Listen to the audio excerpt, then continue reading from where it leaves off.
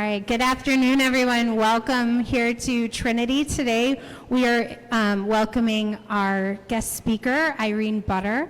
She was a survivor of the Holocaust, and she went through Bergen-Belsen, and she's going to tell her story about life leading up to and through the experience, as well as her life after.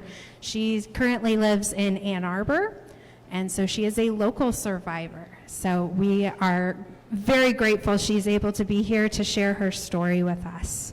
So I will pass it off to Mrs. Butter, and I will go get the slides going. Thank you so much.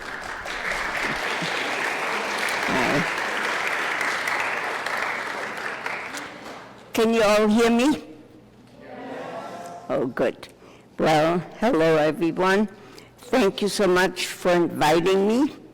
I'm very glad I'm here to talk to you. My story is the story of a Jewish child growing up in Nazi-occupied Europe. And this goes back to World War II, which is something like 80 years ago now. I will tell you my story as the story about a dictatorship, which is a country that is ruled by a dictator, and what that means. And what it meant to me and my family was a loss of all our rights, our freedom, our home, our property, some of our relatives, and even deportation to concentration camps. And we hear about that quite a bit in our present time. People getting deported to some other place, other camp, detention. And it's very heartbreaking for me to know that 80 years later, this is happening again. And so one of the questions is, what have we learned from this horrible crime, Holocaust, one of the greatest crimes against humanity? So I'll start. The title of my talk is From Holocaust to Hope.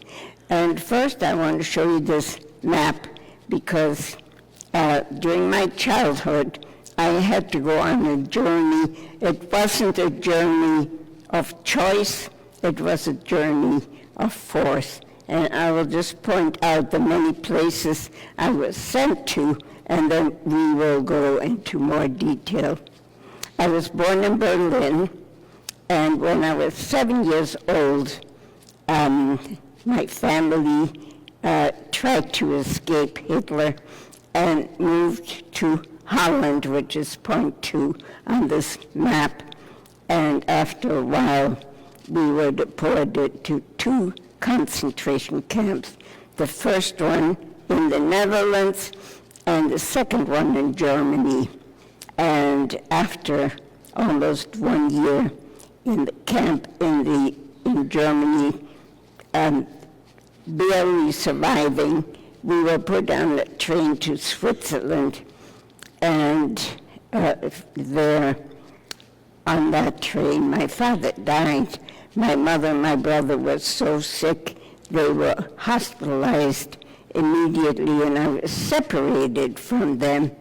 I was 14 years old, separated from my mother and my brother, and sent to North Africa, Algeria, to a refugee camp in the town of Philippeville. And after then the war ended, and about 1 year later, I came to the United States. And that was the only choice I made. Everything else was done by force, and it was completely outside of my own control.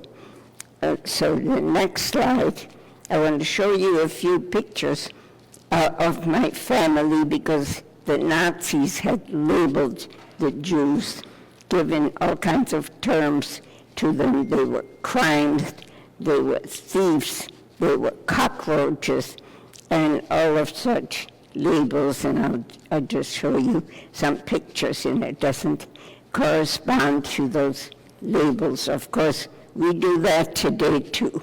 We label other people who are different from us and give them names that don't flatter them. So this is a wedding picture of my parents. This is the picture of my brother, 2 years older than I. He was 3 and I was 1. The next picture shows a picture of my father and me. I was 5 years old at that time. I loved him, I adored him. He was my hero. The next slide shows my grandparents. I had the fortune of growing up in the same house as my grandparents. You see my grandfather holding my brother as an infant, my grandmother holding me as a baby, and they added a lot of happiness to our childhood. We had loving parents and loving grandparents, and they spoiled us. They gave us gifts. They took us on trips. They had many surprises. We were very, very close to them. Next slide. So, as I mentioned, when I was 7 years old, my family left Germany and moved to the Netherlands, trying to escape Hitler, because Hitler's goal was to murder all the Jews. And so we moved to Amsterdam. My father got a job there. The Nazis, my grandfather owned a bank, and the Nazis decided that Jews couldn't own a bank anymore. So my father became unemployed, and that was another reason. And he got a job in Amsterdam. And this is where we lived, on the 3rd floor of this apartment house. And next to that house, you see a house that Anna Frank and her family lived in. And some of you may have heard or read her diary. Her diary is one of the most famous books ever published in the entire world. Next slide. And this is a school picture. Every student at age 7 in the Netherlands gets a picture like this taken, sitting at a school bench, pen in the hand with a notebook and a picture behind. And Anna Frank and I did not go to the same school, but she had a very similar picture taken in her school. The next slide. So when 2 years after we moved to Amsterdam, the Nazis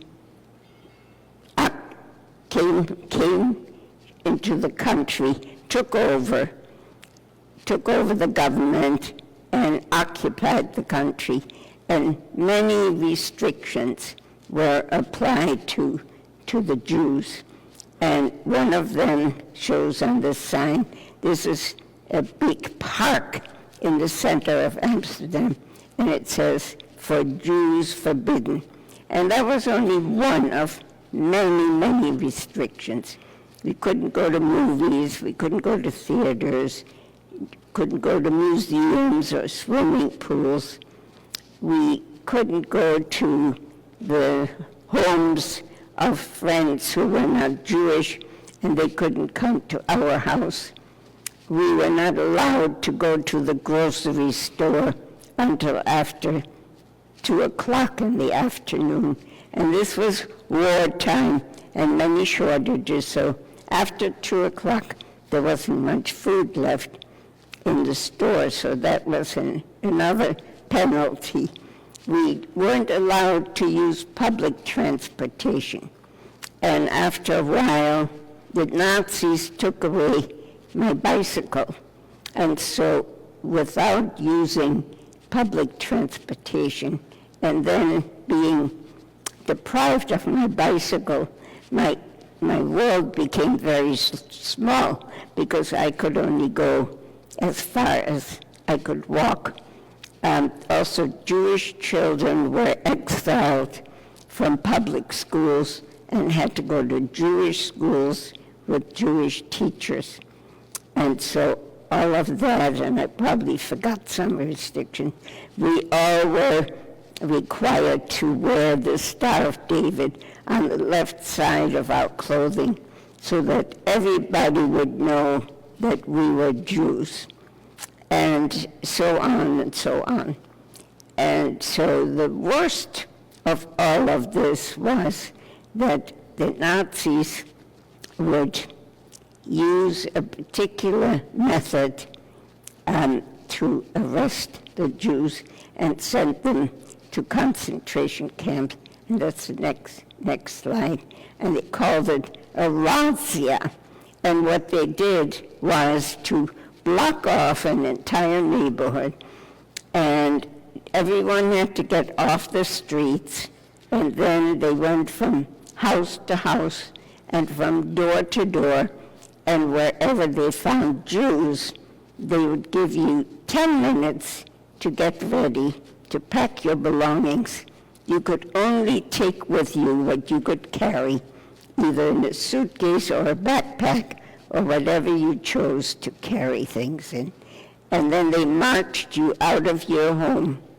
And you can see that on the street. You see all these people, some are old, some are young, some have baby carriages, and some have bundles, some have backpacks, and Nazis just marched you out of your home to a big square, and there we had to wait for quite a while before we were transported to a railway station. But before that, I want to point out on the left side of this picture, you see 2 coffee cups, and those are the people who live across the street from where this razzia is taking place, and they're just drinking their normal morning coffee. They're just watching what's going on, but they're not doing anything about it. They're not taking any action, any protest to indicate that this was wrong. And those people we call bystanders. Bystanders are people who see something that's mean or that's evil or that's unjust. They see it, they look at it, and they don't do anything about it. Well, I will talk about that more a little bit later. So here we're marched to a big square. Then the Nazis come with big trucks, and they load all the Jews on the truck and take them to a railway station. And that's the next slide. And you can see this is a long, long train, and people are shoved into these cattle cars. This is not a personal train car where people sit on seats. It's a cattle car, and everyone has to sit on the floor, and maybe 60, 70 people are loaded in each car.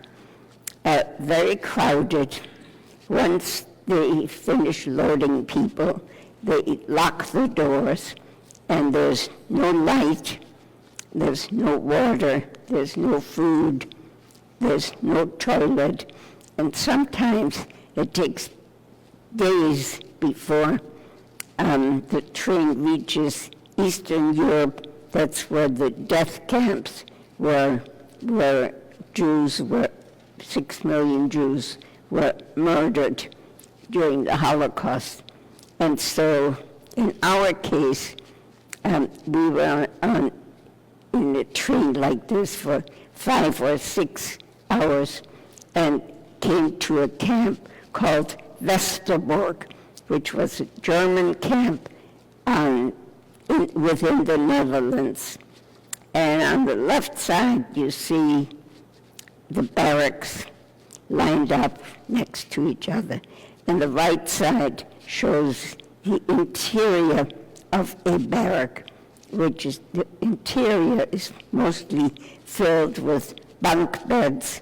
They're steel-framed, 3-tiered bunk beds, and the only thing you find on the bunk bed is a straw mattress. And that's how people lived and slept in the concentration camp. The only space you have is 1/3 of the floor under the bunk bed where you can keep your belongings. It's very crowded, it's very noisy, and people are very disturbed about that way of living, and there are a lot of fights and disagreements going on. The next slide.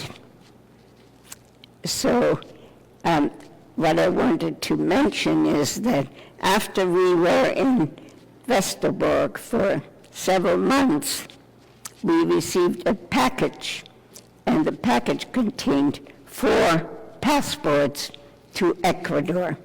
Ecuador is a country in South America.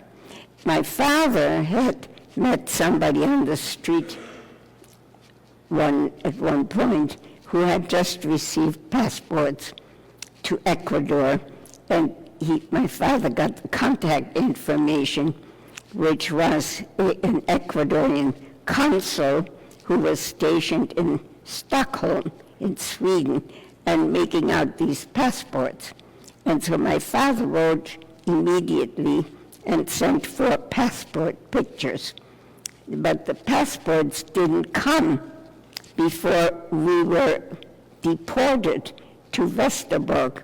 And it was a miracle that these passports arrived in Westerbork, because that made a huge difference. We weren't just Jews to be sent to a death camp. We now had status. We were called exchange Jews because the Nazis had a foreign policy which was called exchange policy, where they intended to use Jews for exchanging Jews for German citizens who had left Germany earlier in the century and to the Americas, and Germany wanted these German citizens to come back and help to win the war. So we were now put in that category. And because we were exchange Jews, we were sent to a concentration camp in Germany. Part of the camp was called the exchange camp, and all the people there had passports to some other country, mostly in the Americas, but also in Britain. And so that was supposed to be a good sign, and Bergen-Belsen conditions were just horrid. The adults had to do slave labor. I was too young, but my brother had to do slave labor. That meant to be outside of the camp, some kind of labor, from early in the morning into the evening, 6.5 days in the week. So that was one condition. The second was starvation. We had very little food, just a piece of bread that's supposed to last you 24 hours, just maybe two or 3 inches wide. The hygienic conditions were atrocious. There were many infectious diseases, and the death rate was very high. So on the one hand, the Germans wanted to use us for exchange, but on the other hand, the treatment in Bergen-Belsen was so horrible that so many people died before they could even be exchanged. So there was kind of a contradiction. So this shows some pictures of Bergen-Belsen. When we arrived there, on the right side, we saw people behind the barbed wire, and they looked very thin, and they looked ill, and they wore clothing that looked like rags, and they looked really like they were suffering, so that didn't make it very hopeful. The barracks were about the same as they were in Westerbork. And then on the left side, you see, you can't see it very well, but it's a big square, and that square was where the Nazis lined up the people in columns of 5, and that was called roll call. And roll call happened at least once a day, maybe even twice or 3 times a day, depending on whether the Nazis wanted to punish us. And we had to stand there for hours, just standing, without talking, without moving. And it was one form of torture. And so that took place every day. Then the next slide shows when the camp became more and more crowded over time. 2 people had to share a narrow bunk bed. There was a narrow bed. My father and my brother had one bed, my mother and I had another bed. And again, the opportunity for spreading of germs and infectious diseases increased if you sleep with another person in your bed. And there were many infectious diseases like cholera, polio,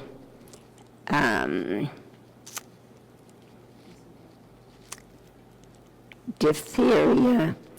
There were all kinds of others as well, and many people were sick most of the time. My mother got sick at one point, and she became bedridden, and I was taking care of her. She couldn't get out of bed anymore. Well, there you see the pink blanket. It's a blanket I received as a young child. Maybe I was 3 or 4 years old, and I kept this blanket with me the whole time to give me comfort while in the camps, and it was with me when I survived the war, and I still had it with me about a year ago when I decided to donate it to the United States Holocaust Museum for their archive, because it's a blanket with history, and I felt it needed to be preserved. The next slide, where does that take us? Well, I mentioned before that we were put on a train to Switzerland, and the second night of that trip, my father died on the train, and he had done so much to try to save his family, and here we were close to freedom, but he couldn't make it anymore. And so when we stopped at this town in southern Germany called Biberach, his remains were taken off the train, and my mother, my brother, and I had no choice but to continue on this train and to just continue the journey to Switzerland. And when we arrived in Switzerland 2 days later, my mother and brother were so ill they had to be hospitalized immediately, straight from the railway station. But I wasn't allowed to stay with them. And I got sent, along with other people from Bergen-Belsen, to Switzerland, but after a few days to a refugee camp in Algeria. And while that camp was much better than Bergen-Belsen, still I was alone. The war ended, and I was hoping to be reunited with my mother and my brother, either by me going to Switzerland or they coming to North Africa, but none of that happened. And so we didn't really get reunited until all three of us ended up in the United States, and that was 18 months after we were separated. So now when I hear stories of what happens at our southern border, where children are separated from their families, I just find it heartbreaking to see that that is happening again. Well, here you see a picture of two pictures that I have from the camp in Algeria.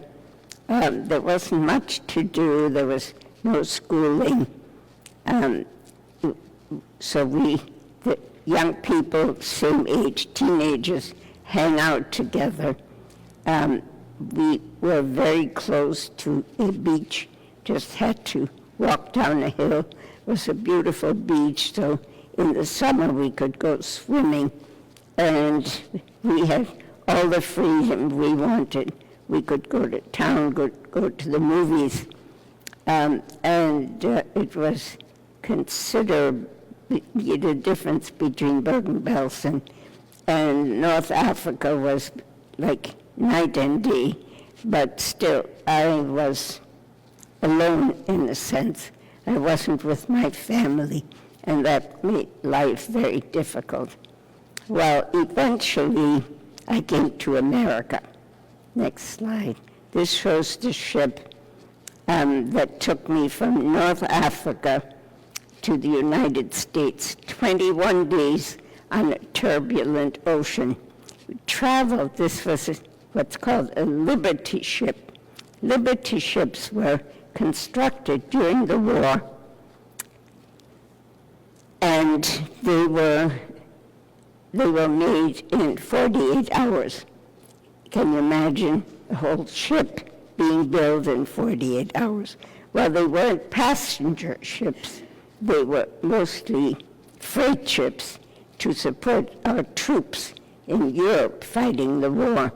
So it wasn't exactly comfortable. They either took all men or all women, and that's why we had to wait somewhat longer. But finally, I came to the United States. I turned 15 on the ship and arrived on Christmas Eve of 1945 and started living with relatives, cousins of my mother, who were wonderful, helping me to get used to life in America and build a new life, actually. So I had to learn English. I went to school immediately in the new year. I was very starved for going to school and learning, and went to high school. Next slide. I went to high school for 2.5 years. This is my high school graduation picture. Then I went to college in New York City, and city colleges were tuition-free, and that was a huge gift to me because we were very poor. The Nazis had taken everything away from us. all our belongings, all our property. And so my mother had never worked before. She had to do minimum wage jobs. My brother had a job in the daytime. I went to school at night to finish high school, and I went to school in the daytime and had after-school jobs, and that's how we managed to pay the bills. We were reunited and lived together in an apartment.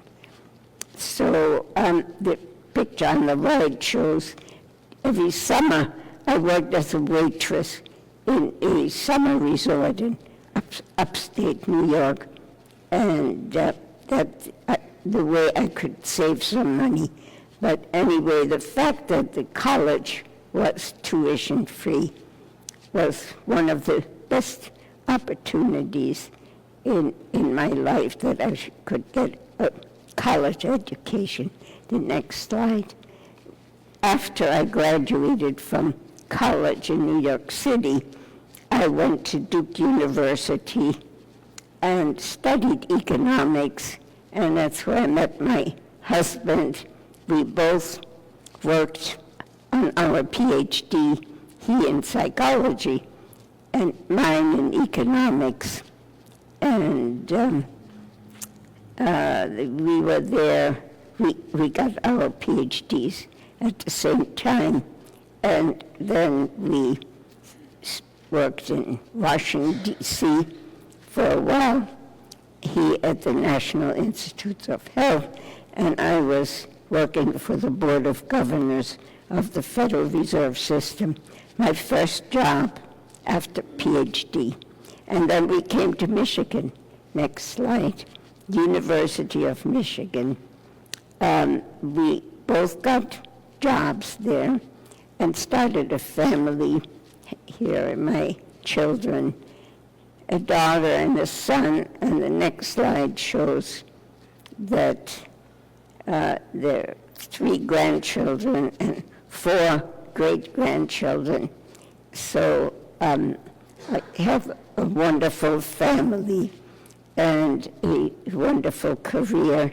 Next slide. Teaching economics at the University of Michigan for more than 30 years. I have been retired for a while, but I enjoyed my teaching career a great deal. Next slide. Well, this is a slide that is historic. It took place in 1970s, and it was graduation day. And the department I was in at that time, all the students were male. They're in front of the picture. They're all white males with white shirts and ties and dressed for graduation. And then behind them is the faculty, and they're also all males with white shirts and ties. And then over on the right side, way over, you see me, and I'm the only woman in the department. And if we looked at that situation today, we would find that probably more than half of the students would be women, and probably around 30% of the faculty would be women. So these are big changes that have occurred since the 1970s, and it always gives me joy to remember how far we have come since those days. The next slide. My brother has 2 children, and I have 2 children. And we had a family reunion one day, and our children ganged up on us. They wanted us to take them on a trip to the sites of family history. And first, we had some doubts. My brother and I didn't think we would ever want to go back to those places where we had suffered so much. But we did, and it turned out to be a wonderful idea. Not only idea, but we did it.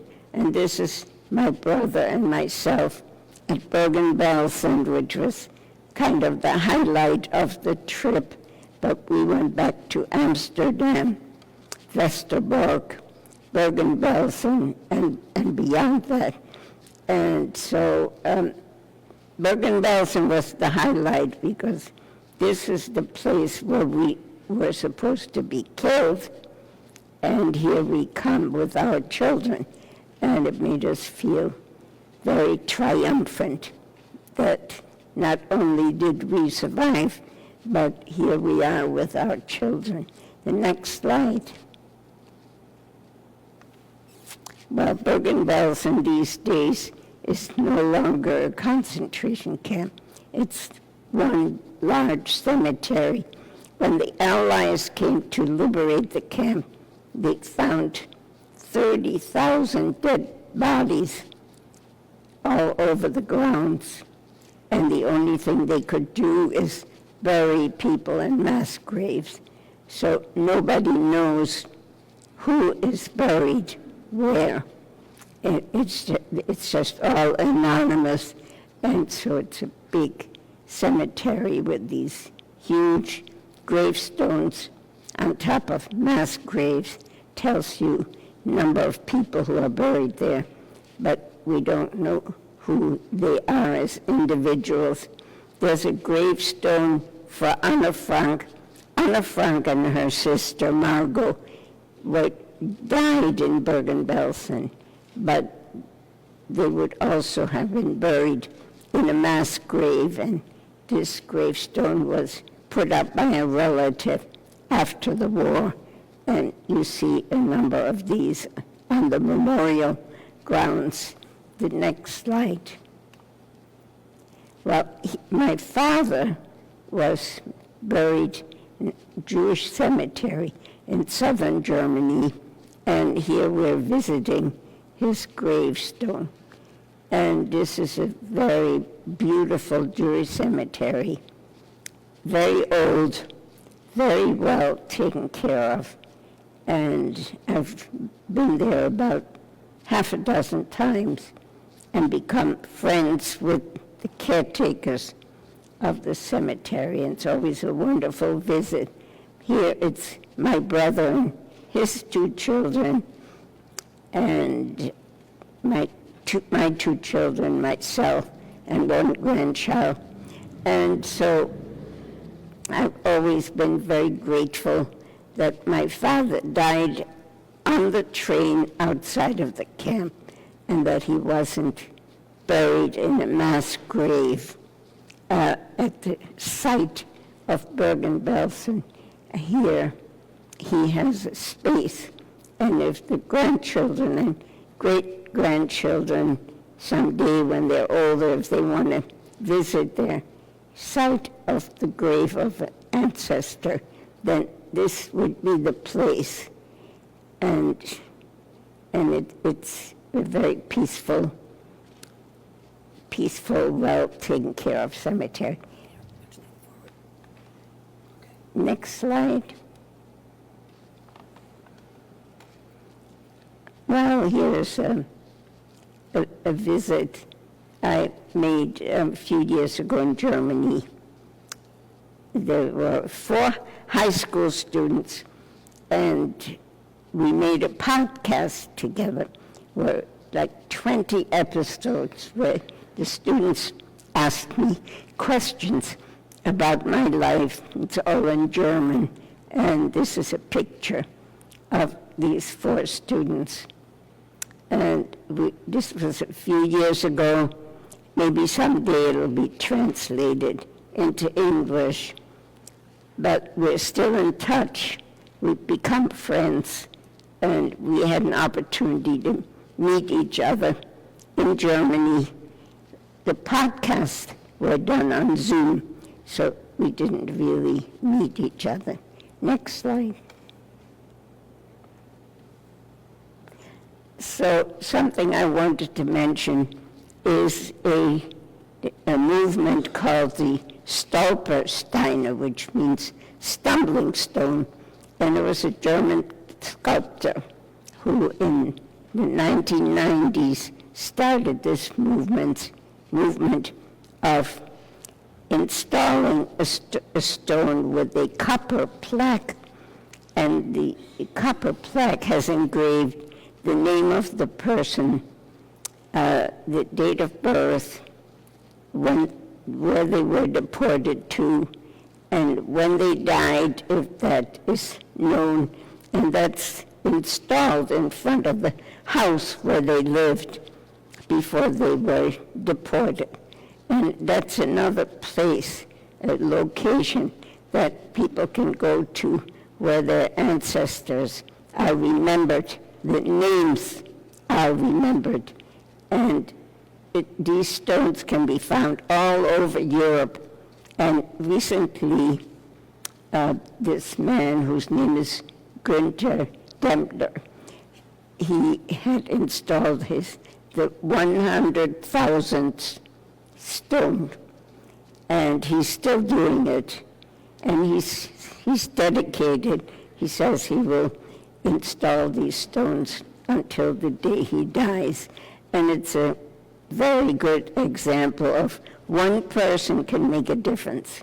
One person can make a small difference, or it could be a large difference, and 100,000 stones seems like a very large difference that he has made all over European countries to remember the names of people who were deported and killed during the Holocaust.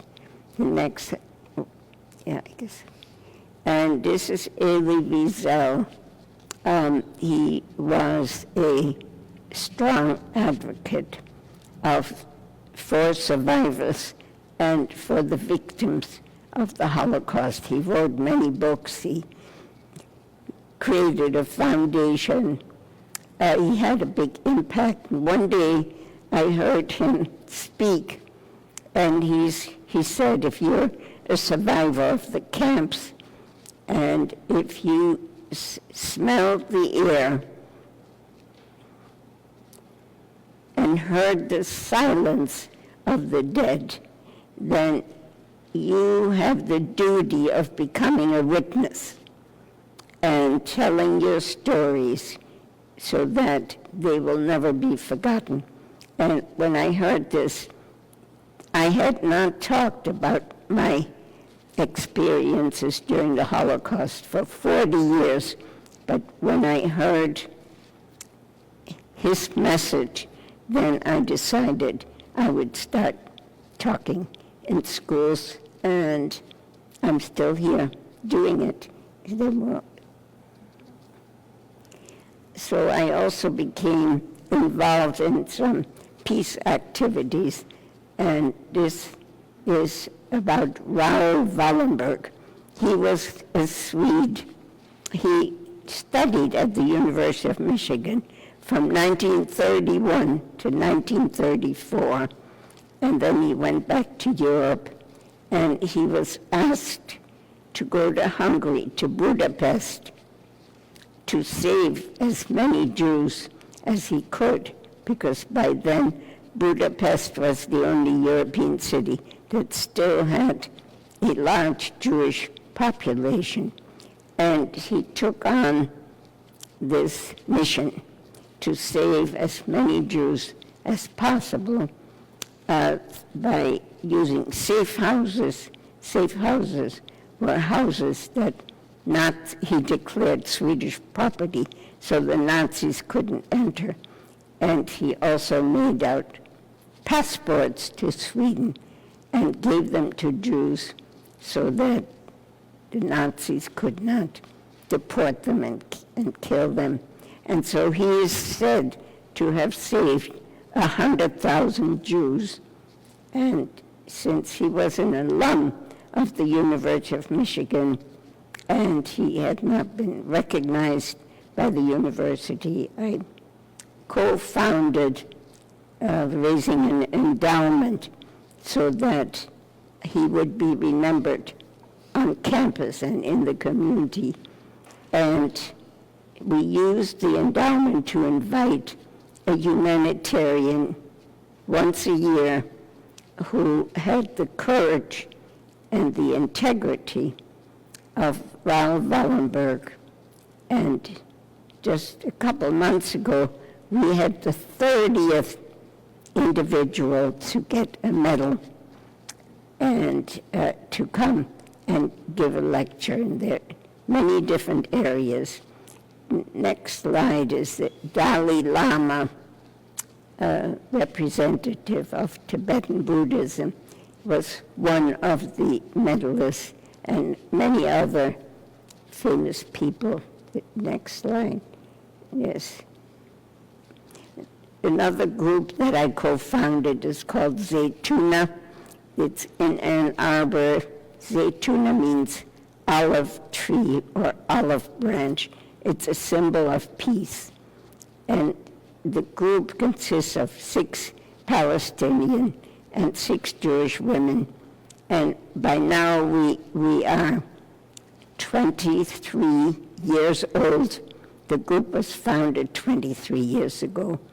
And we get together every other week, and we try to work for a just peace.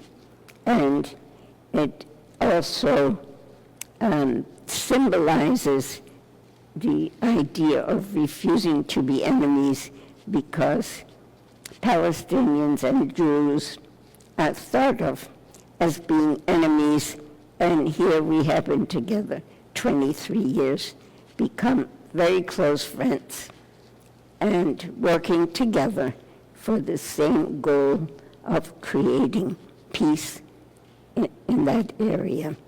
So I think a couple of years ago, I received a Medal of Honor from the German government, and that's a picture of the pinning of the medal, and on the right side you can see the medal. And then more recently, I was given an Anne Frank Medal, which stands for human dignity and tolerance, and I was very proud to receive that and to continue to work for human dignity and tolerance. And I guess that's the other medal from the Dutch government. I should have worn them, but I forgot, so you don't see them. So that's all I'm going to say. I'm happy to answer questions, but there are 3 messages that I do want to leave with you. And the first one is, I just mentioned it, refusing to be enemies. Often we're told that people who are different from ourselves, they're the others, and we don't befriend them. We kind of consider us different from them, and sometimes we don't think they have the same rights and the same opportunities. But we are strong believers in refusing to be enemies, that all human beings are made from the same cloth, and they are supposed to have the same rights, the same opportunities, and we should all respect each other with human dignity and not do all this othering where we separate ourselves into the divides. The second message is one person can make a difference. I already mentioned it, but it is true that we all have a responsibility to care for each other, to protect each other, and to respect each other. And that is that's entailed in this message, that it doesn't matter whether it's a small thing we can do, or like feed a hungry baby, or whether it is larger, by maybe supporting a petition or joining a protest against something you don't believe in that isn't consistent with your values. But we all have the responsibility to work for a better world. And then never a bystander. I pointed that out before. When we see things that are not right, not just, we shouldn't turn our back to it and just forget about it. Again, it's our responsibility to act, to do something about it. And if we all lived that way, we wouldn't have wars and we wouldn't have conflicts, and we could live in a more peaceful world. And I'm going to stop here and hope that you will have some questions. All right, thank you very much for sharing your story with us, Mrs. Butter. It was very great to hear you speak. I know our 8th grade just finished reading your memoir, and some of them do have questions. If you'd like to ask your questions, we're going to pass the mic around, and if you could stand up and speak clearly into the mic for our questions, as well as anyone else that has questions, you're welcome to ask. So, who would like to ask a question?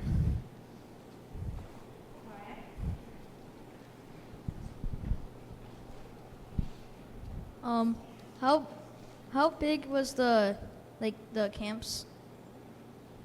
How big were the camps? Oh, they varied a great deal in sizes, and I would say thousands of people, but then depending how many people were murdered and how many new people arrived.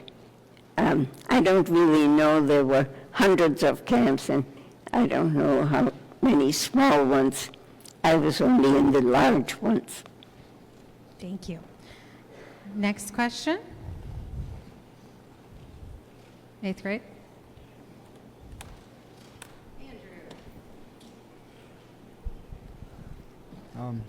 Do you still have your Pussy book today? I couldn't hear. Do you still have Did you your hear? Pussy book today? Do you still have your poesy book? Yes, I do. I still have it. Very nice. It's still a treasure. Tell the audience, because some might not know what it is. A poesy book was something that, when I lived in the Netherlands, every girl, not boys, just girls, got one maybe when you're 12 years old, and you had all your classmates write in it little poems or letters or drawings or pictures. And it's very sweet because all the messages are heartfelt, and also had my parents, my uncle and aunt, and other relatives. It's a great treasure, especially this many years later. So I still read it sometimes. There's also a couple of teachers wrote in it, and that was when the war began. So it's very meaningful. Thank you. Do we have another question? Do you still speak German? What's that? Do you still speak German? Yes, I do. Well, for a long time, I did not want to speak German. I kind of blocked it. When I saw people speak German, I just turned around. But more recently, I have met wonderful people in Germany. They've become good friends. And so my German has come back to me. I'm in a stage of reconciliation, and so I would like to use the language as best as I can. Thank you. Did you ever meet Andy Frank? Did you ever meet Anna Frank? Anna Frank? Yes. Yes, well, she and I grew up in the same neighborhood. We were not close friends, but we knew each other. We knew what we looked like. And then I was one of the last people who saw her and her sister in Bergen-Belsen, because they were in hiding, and then they were discovered and they were sent to Auschwitz, and then they came to Bergen-Belsen towards the end of the war.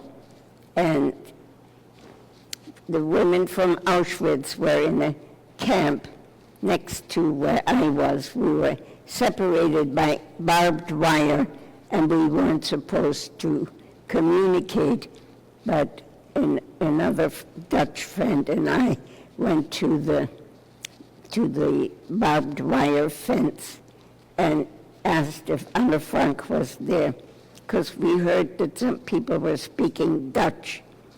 And then she came to the fence, and she was very skinny, and she didn't have any clothing, just a gray blanket wrapped around her. And she asked us if we could get her some clothing.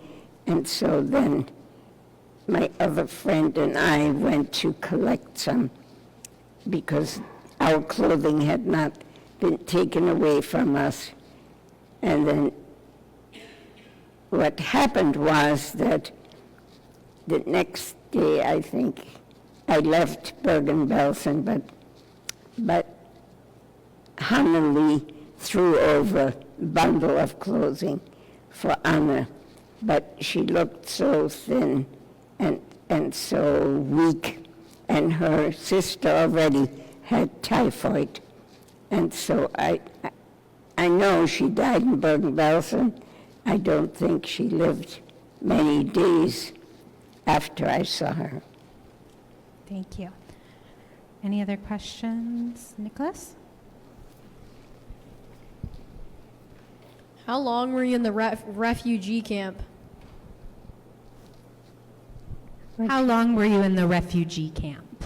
How long was I? Yes. In the Oh, refugee I was there almost 1 year.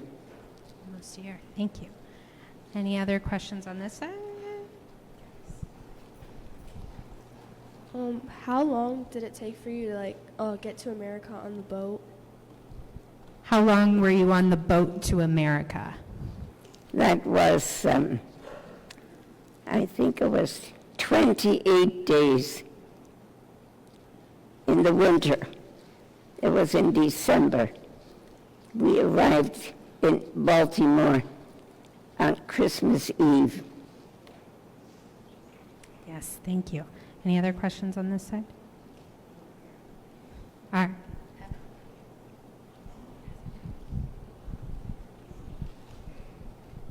Did you ever see anybody try and escape from the camps?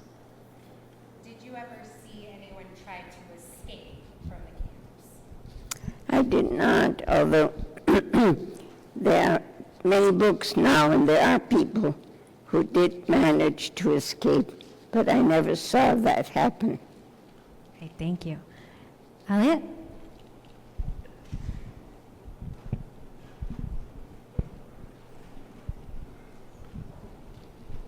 How many languages do you speak? How many languages do you speak? How many what? Languages. I speak German, Dutch, English. And when I lived in Algiers, I learned some French, but I didn't keep it up, so I forgot it. Okay, thank you. Any other questions?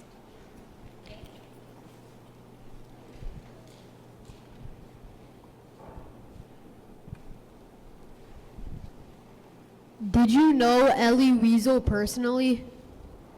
Did you know Elie Wiesel personally? Well, I did meet him once, when he came to the University of Michigan, but I can't say that I knew him. I read a lot of his writings and have a great deal of respect for him. He's no longer alive. All right, thank you. Anything else on this side? How old were you when you came to America? How old were you when you came to America? I had just turned 15 on the ship. 15, thank you. Did you have like chocolate bars after like America like saved you guys? I think. Did you get chocolate bars for liberation? They saw Sam Pruchino's painting about liberation, and they wanted to know if you had chocolate bars at your liberation. I don't remember, but I might have. It's a long time ago. Yes, thank you. What was the happiest time of World War II for you? Did you have a happiest memory during World War II?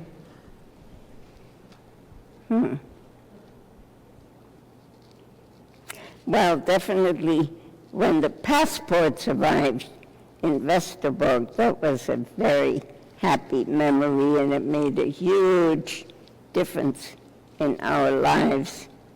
But there weren't many happy memories. Sure, thank you. Sophia?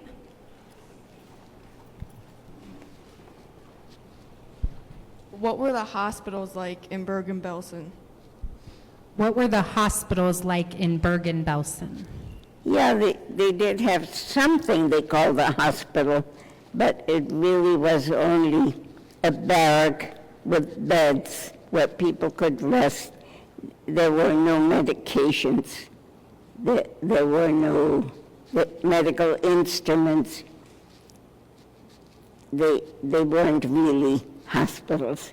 And when people were sick, there wasn't much help that they could get in a hospital. Thank you. Any final questions? Roman? What color was your bicycle? What color was your bicycle? My bicycle? Black. Black. All right, thank you. All right, lady? Did you know that Anne Frank was writing a diary? Did you know that Anna Frank was writing a diary? Say it again, please. Did you know that Anne Frank was writing a diary? Not during the war. Only after the war I found out, and I got the first edition of her diary in Dutch. Very exciting. So I still have it. Thank you. Anything else?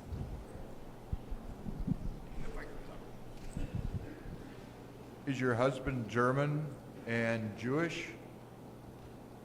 He's Jewish, but he was born in the United States.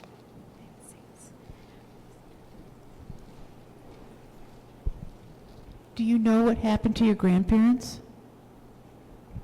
Do you know what happened to your grandparents? Do I know? What happened to your grandparents?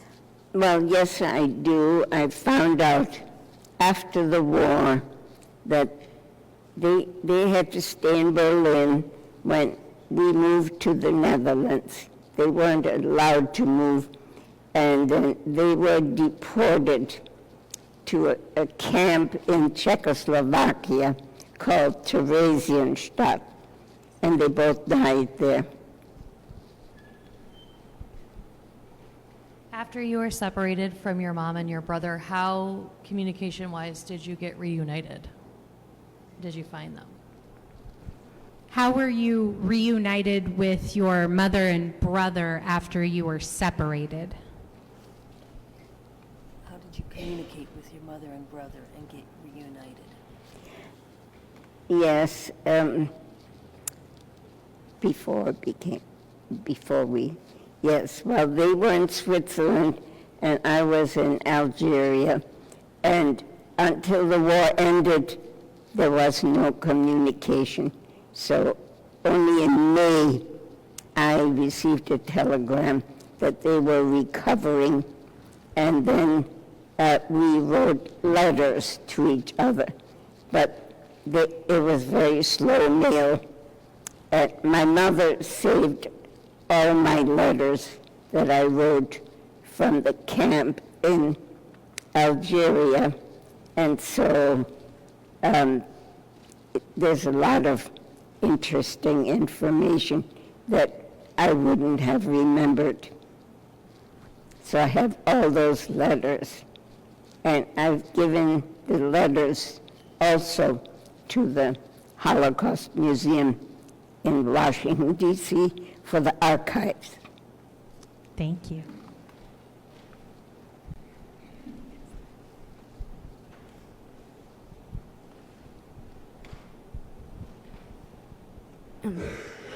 Hello? Okay. I just wanted to start off with, I am very thankful for you to be here today, Miss Irene Butter, and I'm grateful for this blessed day for you to be here. Serious question, all in all, for you and for pretty much everyone in this room I feel like they could relate to, especially nowadays. Suicide is a hard topic, and I was just wondering how you stayed motivated, hopeful, and managed to continue on after not knowing you could share for those 40 years, and how you just continued during that struggle and having that trauma live on with you. Did you understand? No. You said suicide is so common. How did you cope for 40 years without being able to share your experience? Well, when I came to the United States, I felt very lucky. For one, I was a survivor. Life is a gift, and I wanted to make the most of it. So I was very pleased to be able to get an education, and then I met my husband, and we built a family. By now I have 3 grandchildren and 4 great-grandchildren, so that's quite a family. My career was very rewarding. I loved teaching. I loved all the contact with my students.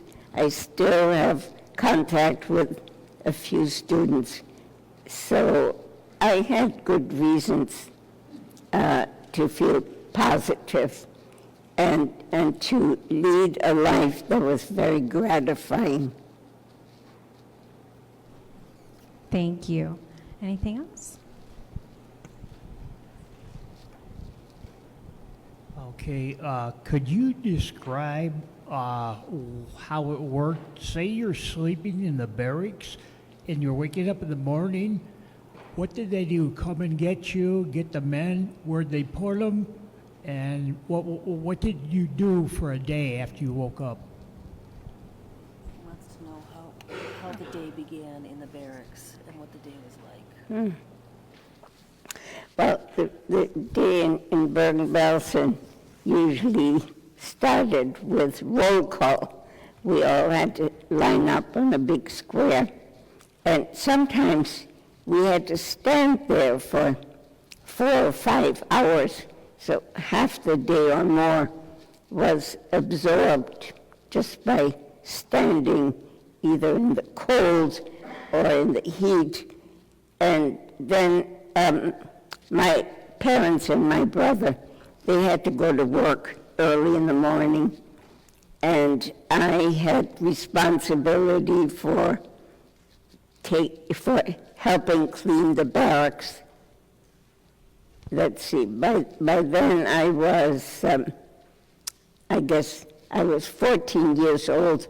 It was one of my duties to help clean the barracks and also to take care of the children whose parents were outside the camp at work, And that was a task that took most of the day until the parents came back. And it was very difficult because the children were scared because their parents had left and they didn't know where they were.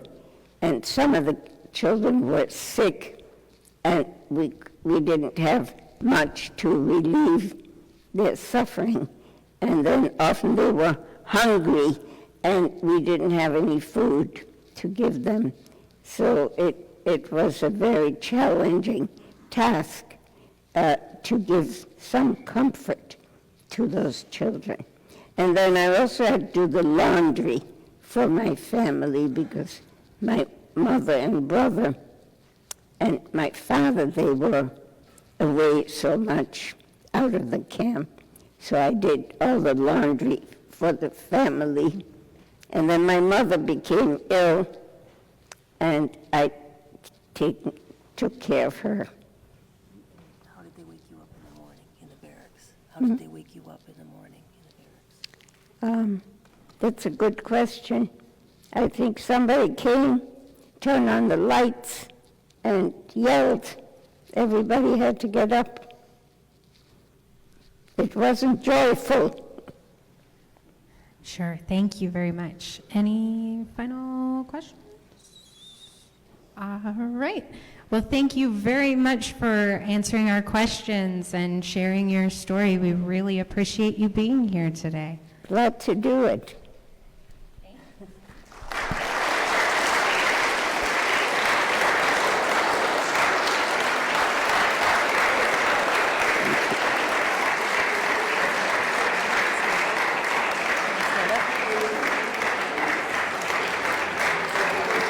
Thank you.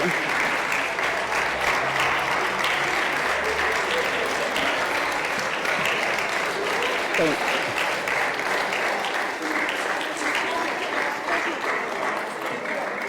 you. You were a very good audience. Thank you.